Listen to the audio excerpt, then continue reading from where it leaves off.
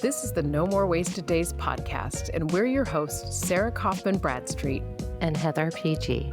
Grab your favorite NA drink and listen as we share vulnerable stories so you never feel alone on your alcohol-free journey. And gain insights from us as we break down our most used tips and strategies that have kept us alcohol-free. It's time to break free from wasting any more of your days to the drinking, blackout, hangover cycle. Welcome to another episode of the No More Wasted Days podcast. I'm one of your hosts, Sarah. And I'm Heather. And guess what, Heather? It's our 30th episode. I can't believe that. No, it's like I told Heather before we hopped on the recording, I was like, it doesn't seem like it's been 30 weeks worth. We did do 4 right on our launch. But still, it doesn't seem like the halfway point. And then Heather pointed out, our podcast is 6 months old, y'all. It's crazy. And we are about to roll over. We're getting really close to rolling over to 40,000 downloads, which just blows my mind. I mean, we're at like 35.6, but in my mind, that rounds up, right? Yeah, okay. Totally. And I'm just like, so thank you all so much that have been listening since the beginning. And if you have found us halfway along the way, thank you for following, listening, and because me and Heather love doing this. Yeah. Thank y'all so much. And it is truly one of my favorite parts of my week. It's something I deeply look forward to, and just sharing this with y'all and helping you on your journey. That's why we're here. Yeah. Thank you. I just wanted to share that with everybody, but we're going to do quick little check-ins on our life before we dive into the topic of traveling without drinking, which sounds really overwhelming when you first quit drinking. And we will definitely go into all the feelings of it. And we both have stories on both ends of it being good and it being not so good. And we have lots of tips and strategies, so be sure to stick around to the end. But I was going to share with Heather that I have some friends that drink, and whatever, that's fine. But I see my old drinking self in them, and it is really kind of triggering because it's just kind of like you see they're day drinkers, they're all the time drinkers. They are the drinkers that Ryan and I used to be. And they're younger than us too, but they came over to help with a big project in our build over the weekend. And the husband brought his little cooler of beers. And it's like not even noon yet. And in my non-drinking brain, I was like, what the hell? It's not even noon yet. And that made me just laugh because in my drinking brain, I would have been like, heck yeah, we're already drinking. It's so sweet.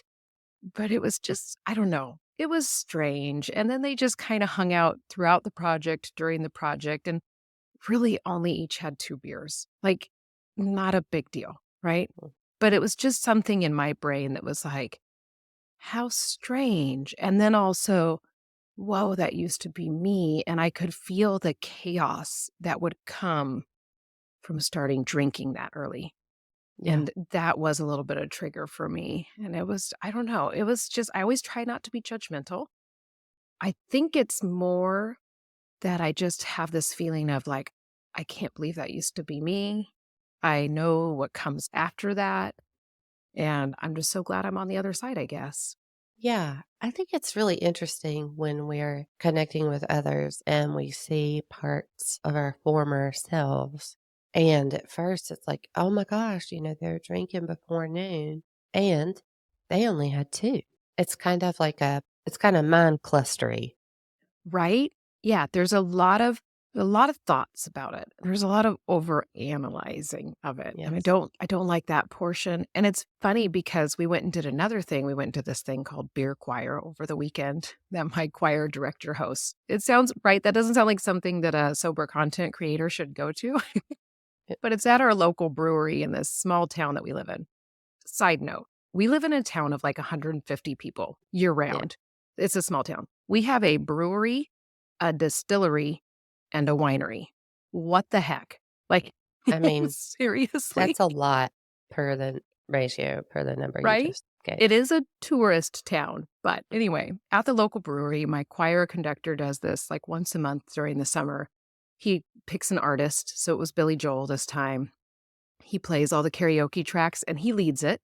So if you don't know it, but he has like a lyric sheet and just everybody sings. So it's kind of like group karaoke. So if you don't know the song, you can just listen. If you know the song, you can sing. So we went and did that. And so on the flip side, of watching people day drink and kind of going, oh my God, that's so me. On that same evening, I went to something called Beer Choir and noticed how many people did not drink at the brewery, like, or just had one. And Yes. that blows my mind more than someone not drinking. Yeah. I am very observant as a person, and I can't help but notice those things. Yeah. And for y'all who are listening, like, it is I think it probably drew to your awareness, obviously, because of where it was. Oh, yeah. But had y'all been out to dinner, it's probably less obvious. Exactly. I don't think I'd even look at people's drinks in their cups then. But when you're at a brewery, you're like, I was kind of like, are they even going to have any options for us? But yeah, we tried a kombucha that they had from a local kombuchery. And then there was a new NA beer from a local brewery. So we got one of each. So Ryan and I could take turns trying them. So we still were able to have a drink. And I told Yeah. myself, like, even if they don't have anything, they should have, Coca-Cola or a root beer. So I'll be able to get something. Yeah. But I hate getting sodas when I know everybody else is having, like, a beer. I like having the little disguise, even though everybody in my choir knows I don't drink and that I'm a sober content creator lady. Like, they all know, but I don't know, that always blows my mind when I'm like, "Oh, look at that person. They're just having a Diet Coke. Look at that Yeah. person. They're just having water. They had one beer and now they're having water. What a concept." Right.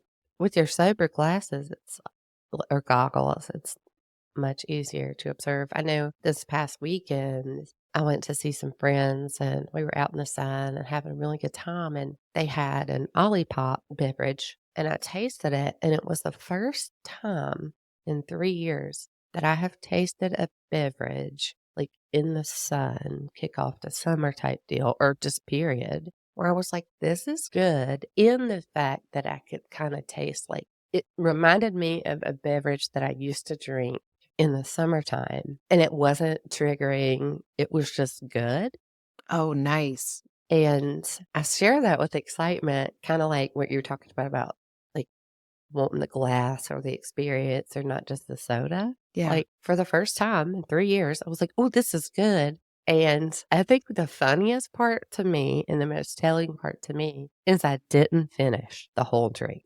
Could you imagine your drinking self leaving something in the cup? And only having there was only one of this particular flavor. Number 1, that would have been gone in, like, 3 straw sips. Right? Number 2, I would have been like, "Wait, you don't have any more?" Yeah. And this is a person who, like, keeps beer in their refrigerator for, like, several weeks or months. How do you do that? And I couldn't do that. I don't Like, do that, but it was, like, kinda like going back to what you were saying, like, we were outside in the sun, right? You would expect some beverages to come out, well, like alcoholic beverages. Well, they didn't. Then I like, now I have a new summertime fun beverage that's not triggering. And I think honestly, what used to be so triggering is it tasted more. I know you'll identify with this, and I think the listeners will too. You know how, like, if it's a liquor drink, you'll just color the water a little bit with juice. If it's a mimosa, you just put the just orange a juice in it just a drop. just to make it look like so Yes. it was the first time that I didn't have any of those thoughts, where it wasn't, like, so strong, where it tasted like something with vodka just colored, is what I'm trying to say. Yeah, yeah. It's really exciting. It was actually like a drink on its own to be enjoyed that had no alcohol connotations, if you will. Right, and it had, Yeah. like, probiotics, and it's like, Mhm. I didn't even care how much sugar it had in it Oh, because I yeah. was enjoying it. And I'll say one more thing, when you say you live in a small town, I do too. It's a little bigger than yours. And of course, they don't have this particular flavor in the city that I live in because I've looked. Isn't that always I have that problem, like, my little small grocery store is, it's actually a good sized grocery store, but forever they didn't have, like, Topo Chico, and now they Mhm. finally have it. But now it's in tall cans, which I don't like those stupid tall cans. We got some Heineken 0.00 with that, and I was like, "These tall cans," like, I was done drinking before the tall cans came out. Right. Like, that was kinda I wasn't a Oh, Truly drinker or a whatever the other there's Truly and there's something else that everybody drinks, but I just was like, "No." So I'm like, "Give me my full-size can. Where are the glass bottles of Topo Chico? That's what I want." Right, But yeah, no, I have that problem too. Our Walmart in our bigger city is just starting to get a better beverage selection, getting all the Spindrift flavors because for a few years, uh, like Spindrift was a hot commodity. Like I'd have to go to the big city and remember to right. look for it. Hashtag sober girl problems. Yeah. Sober girl in a small town. It sounds like a Pearl Jam song. I was just gonna say, I was like, that's totally a song, right? Oh my gosh, I love it. I think this will all dovetail nicely into talking about traveling because I think the whole like 2 things I was afraid of when I quit drinking. I mean, I was afraid of a lot of things, but I was afraid of summertime without alcohol, and I was afraid of traveling without alcohol. And I'm gonna be totally real with you guys. I have not traveled a lot since I quit drinking because the pandemic happened really early on in my alcohol-free journey, and then we started building our house, and since we've been building our house, we're choosing to not put our resources towards traveling when we can put them towards finishing this house. So, but I do have some traveling stories. To kick it off, we were gonna each share a traveling story where it was successful, because let's start with the positive. Yeah. So my first one was, as you all know, I used to be a Beachbody coach. I was all like, I'm just going to call it a work retreat that I went on. No, it was the big Beachbody coach summit. And I was very nervous to go on this retreat, or it wasn't even a retreat. The retreats are like, I think of those as a smaller thing. This was the big conference. So I was really nervous to go to this conference because always it had been a drinking event for me. And I'm not gonna say it was a pleasant drinking event. It was. The drinking part was fun, but being hungover at the conference and feeling like I couldn't sit through the trainings and not being able to wake up early and go to the workouts, like, I would miss a lot of the conference when I would go and I would drink. I was there for the parties, which I would tell myself was connection and team building, but it really wasn't. Like, that's what my drinking brain was telling me. I was so nervous to go on this trip that I almost didn't go. I think I was under 75 days alcohol free when I went. So I was like a brand new baby to my alcohol free journey. And some of the women on my team were kind of like, "Oh, you're not going to drink on this trip either," because I was that new on my journey that I didn't know if I was doing this forever. But I was so like, somebody said, "Oh, you're not going to drink at all while you're here?" And I said, "Heck no, because when I get home, I'm going to hit 75 days. Like, sorry, I'm not gonna give that all up for you guys." But what I will tell you is it was the best Beachbody Coach Summit that I ever went on as a Beachbody coach. I'm no longer a coach anymore, and that was actually my last summit, but it was the best one. Like, I got up before my hotel roommates, and I went to the workout by myself. I went to the early morning one and then gave myself a morning where I had time to write my journal and just relax, and when I got home, I wasn't exhausted. When I got home, I was packed full of ideas. I was excited. I was ready to go for the next thing. Whereas before I used to get home and be like, "Just give yourself, like, a week off. You need a vacation from your vacation." I didn't need that. I was just ready. So if you are afraid and you're so nervous that you're about ready to cancel your plane ticket, because that's how I was. I was like, I'm just not going to go. I'm going to find out what the refund policy is. I just am not doing this. But then I went and I had a great time. So it really was successful for me. So I know that Heather has traveled a lot more than me. So I'm excited to hear from her on her favorite traveling experience without alcohol. Yeah. So the first time I flew or traveled after I quit drinking, I was about 4 months alcohol free. I had just gotten diagnosed with cancer, and that was hard, right? I mean, that's a no brainer.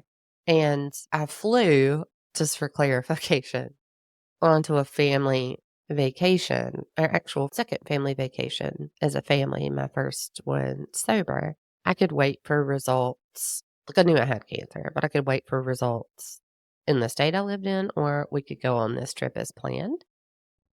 But I didn't realize in all of that, which is a whole lot, that it was the first time I had flown on an airplane in 5 years. And my daughter was just a little over 1 years old.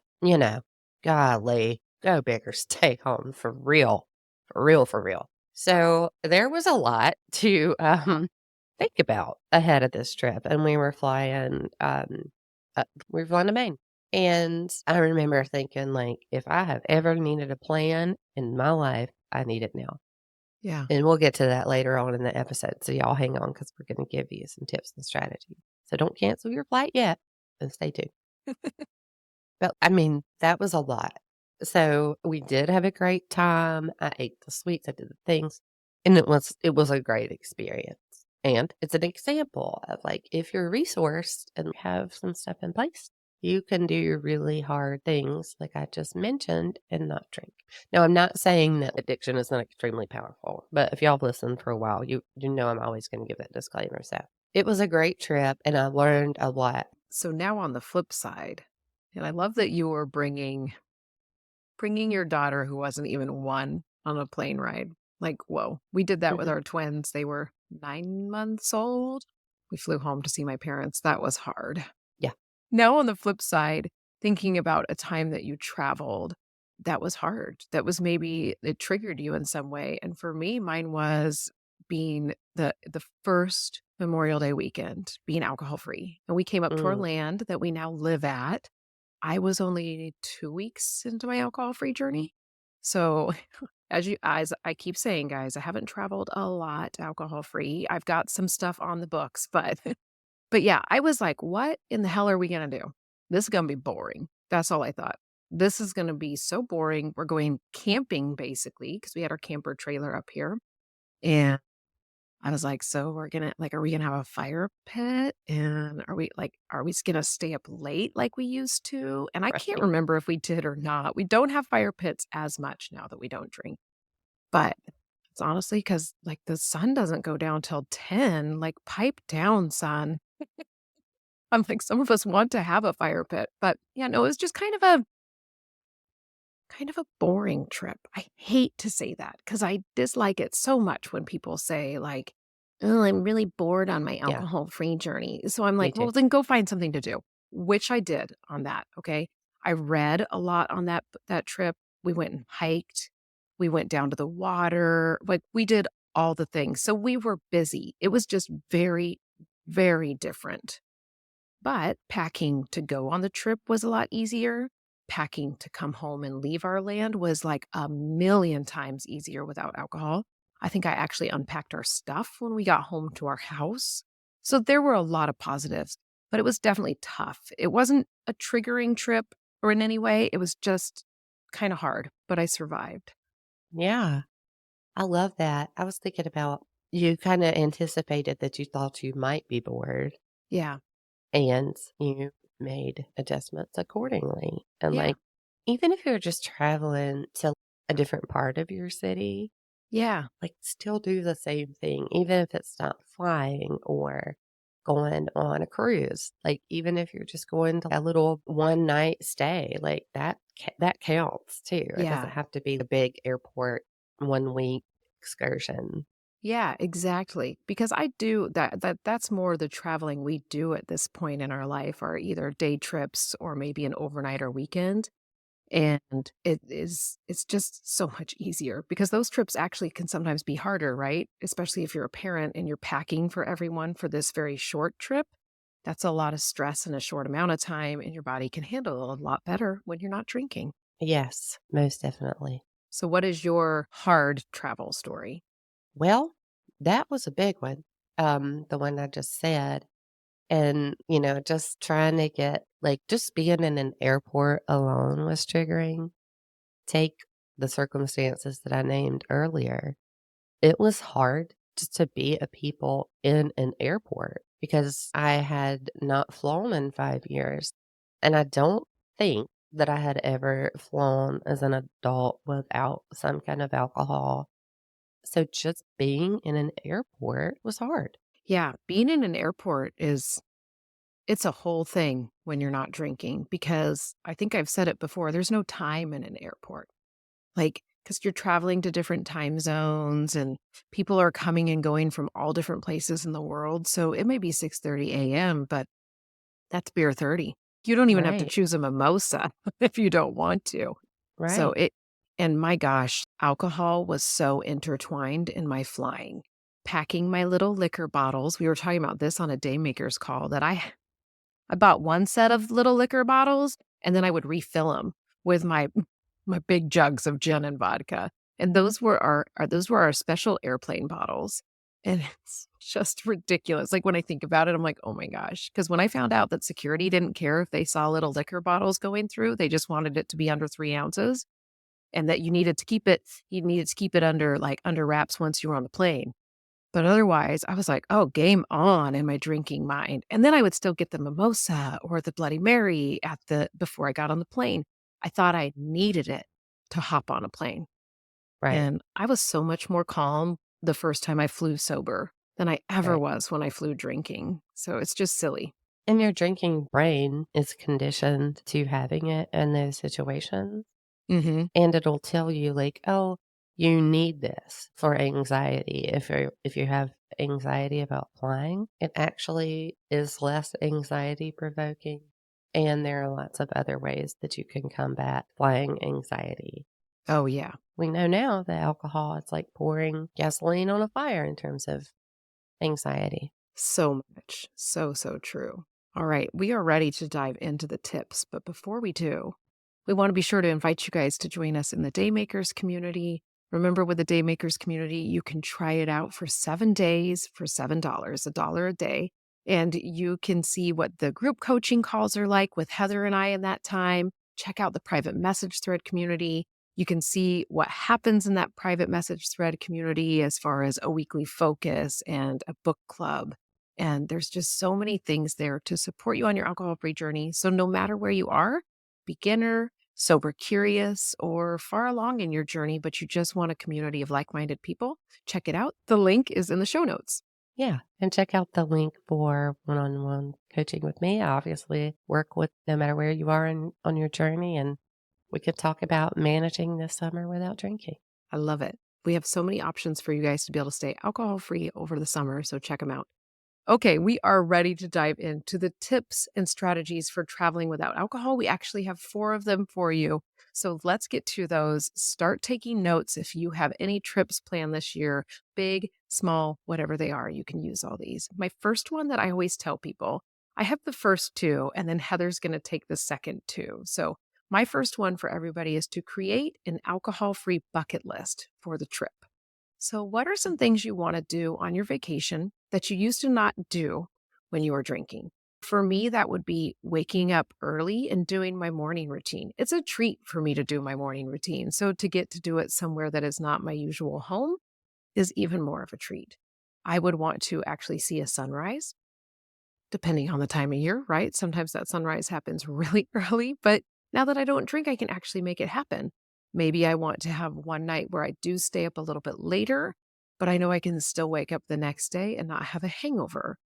Going on excursions, going on actual adventures on a vacation is something I would put on my bucket list because I did not do that when I was a drinker. Because a lot of times drinking was the priority. My vacations looked like drinking by the pool. And I would be like, that's fine because I don't do that very often. I need a vacation like that. But now I can actually go experience the culture, experience the place I'm at, and have a great time doing it and not just be focused on when the next drink is going to come. So create that bucket list. I love that. I was thinking like I have a kid, so getting up early and having that cup of coffee on the deck and Hmm. watching the sunrise or being intentional about a breakfast spot that you want to check out that like go to the little diner that doesn't sell alcohol if you want. Those are a couple that came to mind for me. Yeah, and especially think of things that you wouldn't have done as a drinker. I always look for different kombucheries. Is there a kombuchery that we can go to and we can actually sample kombucha instead of wineries, right? Because that was something we would do on vacations, like wineries and breweries. And now I'm like, all right, what else can we try that is not either of those things? Maybe desserts, maybe coffee. What can you go do that has nothing to do with alcohol? Really set those things, create that bucket list. So, number two is set clear intentions for why you are choosing to stay alcohol free. It is important always to have a why on your alcohol free journey. Why are you doing this? Why are you going to show up every single day? But even more important on a vacation or when you're traveling. So maybe it's a business trip. What's your why for that? It's probably to learn something, to take something away from it, right? Maybe it's for pleasure. So, what is the why? What's the main focus? Get really, really crystal clear on that. And you can support this choice by practicing visualization before you go. Really focus on what's that vacation going to look like for you when you're alcohol free? How are you going to show up? What are all the things you're going to do? And the more clearly you visualize, the easier it will be. Another way you can do this is to journal. You can journal while you're on your vacation. You can journal before your vacation. What do you want it to look like? And then creating alone time for yourself on your vacation, I think is key. It was something that I noticed when I went to my big work conference that I actually had alone time because my social button, like I like to socialize, it's fun. It drains me pretty quick. So when I can step away from the crowd and just reflect on myself, it helps me so much. And I actually go through my morning routine and stuff when I'm still on vacation. I wake up, I do my meditation, I journal, I work out. I do all those things because they help me show up in a more present way and stay focused. And the last thing I want you to think about when you're thinking about that why are you choosing to stay alcohol free on this vacation? I want you to practice boundaries with the people that you're traveling with. Say to them, it's really important to me that I stay alcohol free on this vacation. I'm going to do it by doing this, this, and this. Here's some ways you could support me. Now, obviously, that was like really formal, very, Yeah. very therapy talk. You're going to bring it up in a more casual way to your people. But I think it's super important to actually talk to the people you're going to go with. Kind of like I said to my roommates at that Beachbody Coach Summit. Heck no, I'm not going to drink on this trip. I'm hitting 75 days when I get home. So I'm not wasting a drink on this trip, right? It was a playful way. They knew me. That might sound really mean if you don't know me, but they were like, okay, this is really important to her. I can see that this is bigger than a glass of wine. Yeah. Another thing you could do is forward this episode to them and be like, I gained some insights here and I just want to share this with Yeah, you. It's just a thought. definitely. And they might go, oh man, maybe an alcohol free vacation is something I want to try too. You never know. You really Yeah. never know. All right. Heather gets to bring her tips now. Yeah.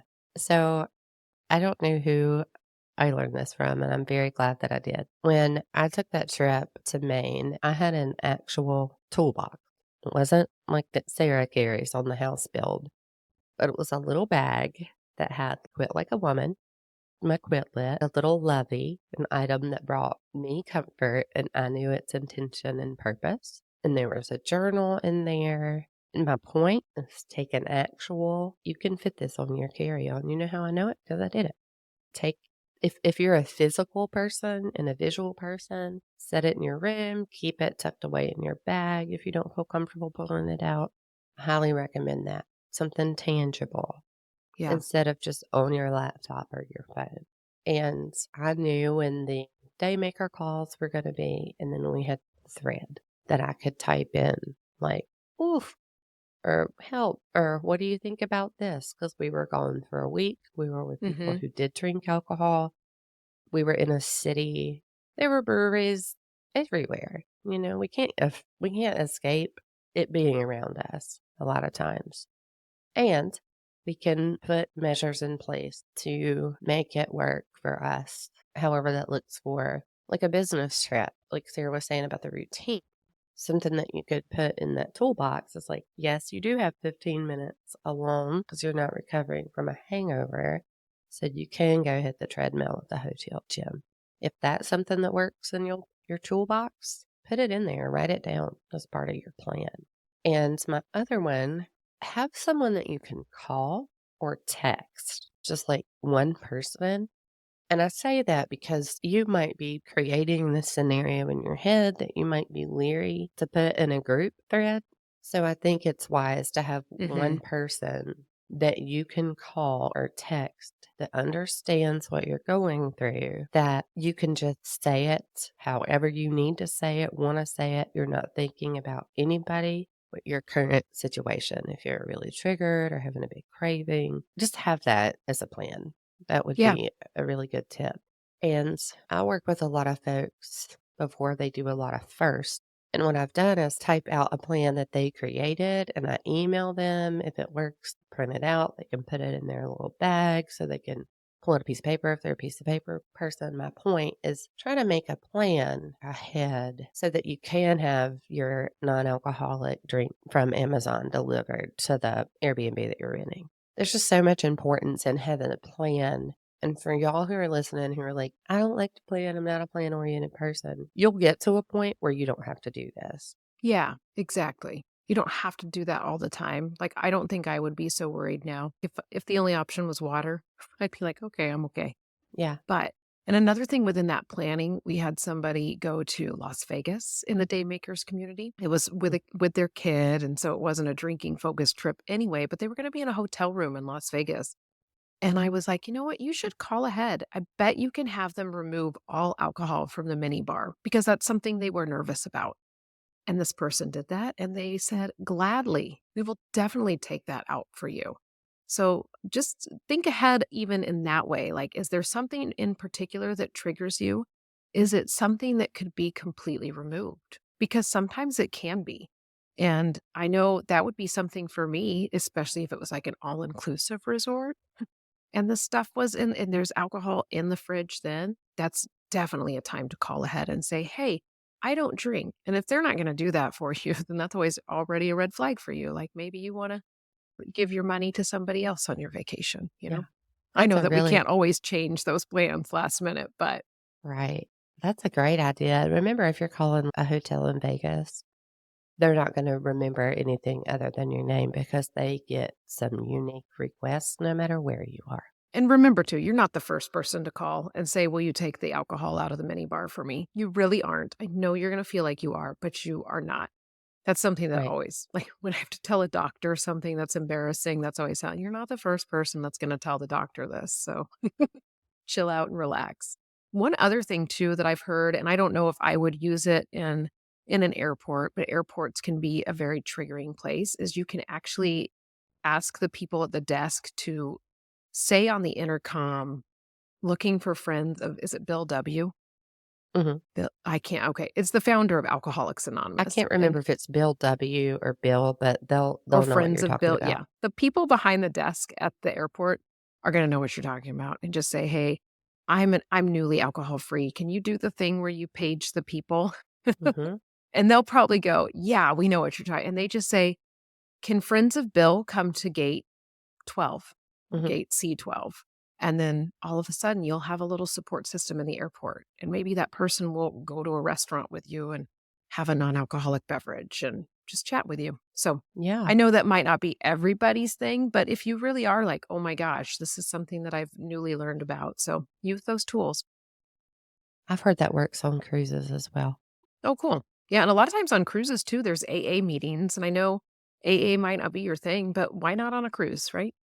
It's a Right. time I mean, where it, you could meet the other people who don't drink in a really, like, easy way. That sounds okay to me. yeah.